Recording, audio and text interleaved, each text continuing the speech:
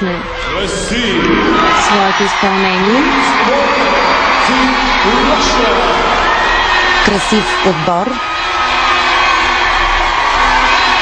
Въпросът е дали след петата поредна отборна титла на качите, руският ансамбъл Девойки ще добави още едно злато от 21-то първенство на Стария континент, чийто домакин е Москва.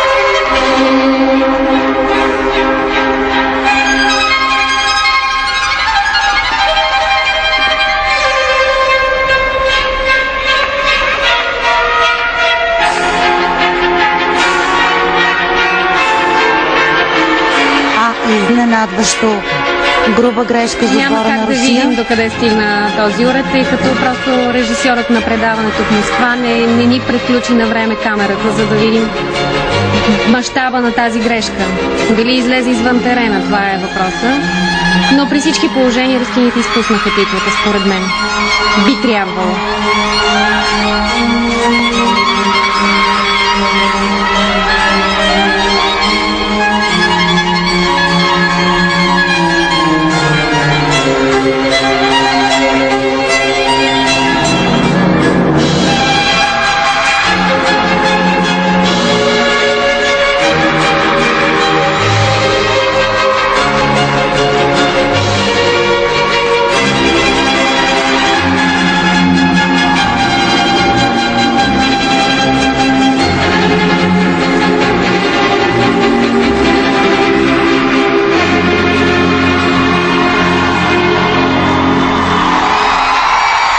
Биха могли да бъдат шампионки.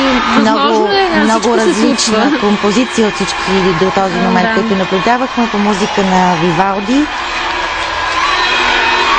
Като изключим тази грешка, всъщност всичко останало се изиграха както трябва в един много добър синхрон. Много добре изработен. Традиционно красиви, качествени състезателки в ансамбъла на Русия. Без много динамика в композицията.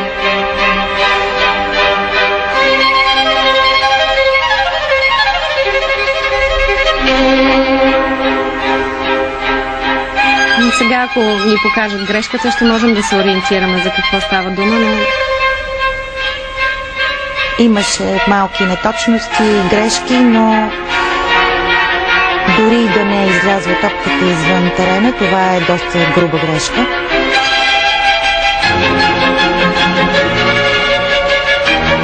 Опасен уред е топката, така ли се бързо.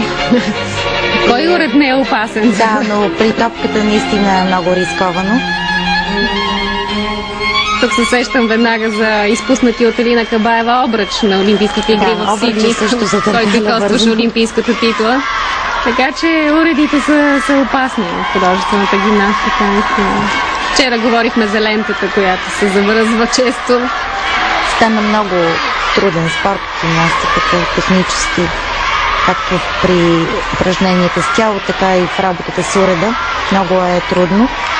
и все по-трудно става.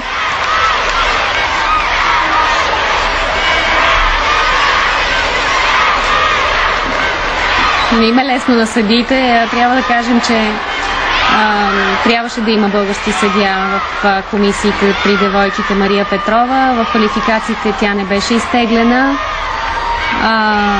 А в финалите съдиите са неутрални от страните, които не участват в съответните финали. Много затруднени са.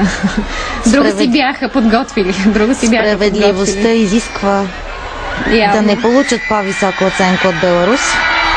Ще видим. Да, второ място, 23-100.